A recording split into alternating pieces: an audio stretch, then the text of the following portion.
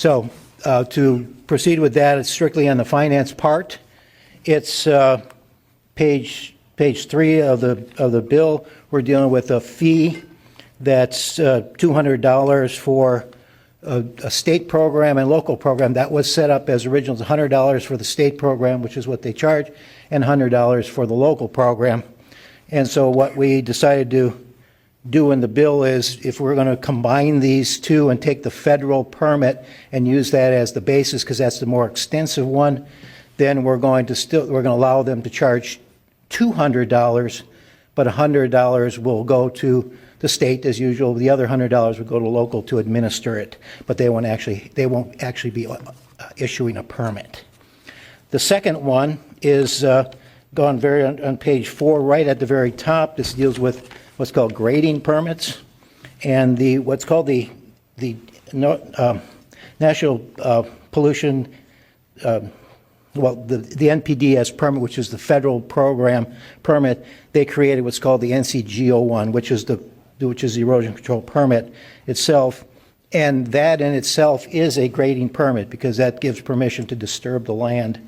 So what we're saying is that locals can't add on a grading permit if they're already getting an NCGO1 permit.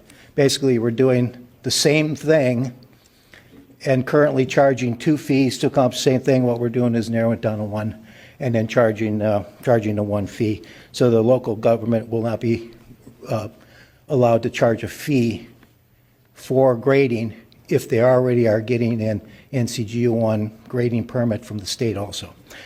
I believe that's it, Mr. Chair. Thank you, Representative Brody, for taking us through the finance components of the bill. Members of the committee, you've heard his explanations. Any questions or comments for Representative Brody? Representative Pike, you're recognized for question or comment?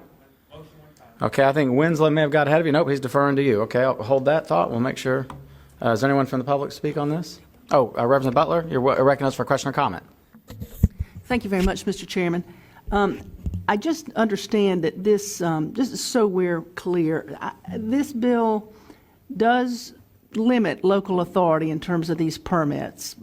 Is that correct? I mean, to say that it's characterized in a way that would prohibit a local authority from demanding more of a developer than the state? Representative Brody, recognized. No, actually not. What it does is just the process of doing a permit. We're still allowing the local government to administer. The local governments that do have a program to administer these, there's about 54 of them in the state. Not everyone does it. But we're allowing them to continue to administer it and get a fee for it, but now they don't have to write the permit. They're just going to be accepting the NCGO1 from the state. Just a quick follow-up, Mr. Chairman. Yeah, you're recognized for a follow-up, Representative Butler. And I'll be candid. I haven't had an opportunity to delve into this as deeply as I would like, but it was my understanding that some local authorities, municipalities, and various things, as we all know, some of them have differing requirements. And we've talked about that many times, about how it's sort of hard to know what the requirements are in these various jurisdictions. But some of them do impose specific requirements. And it's my understanding that this bill is much like the Hardison Amendment, which limits local authority from, layering on their special requirements. And if that's the case, I feel like that is a bad precedent, because each local jurisdiction has their own specific requirements for a specific purpose. So I just raised that for the committee's review and thought process as we move on through. I am also appreciative of the bill sponsor's willingness. I know he continues to work on this with various stakeholders, and so I applaud you for doing that. So thank you very much. Yeah, thank you, Representative Butler. Members of the committee, other questions or comments? And there's no one here to speak publicly on the bill. So that said, Representative Pike, it looks like it's the appropriate time, sir. Motion for a favorable report on House Bill 579 and Very good. Members of the committee, you heard Representative Pike's motion for a favorable report for House Bill 579 with a referral to the Committee on Rules. If you support the motion, please signify by saying aye. Aye. If you oppose, please say no. In the opinion of the chair, the ayes have it.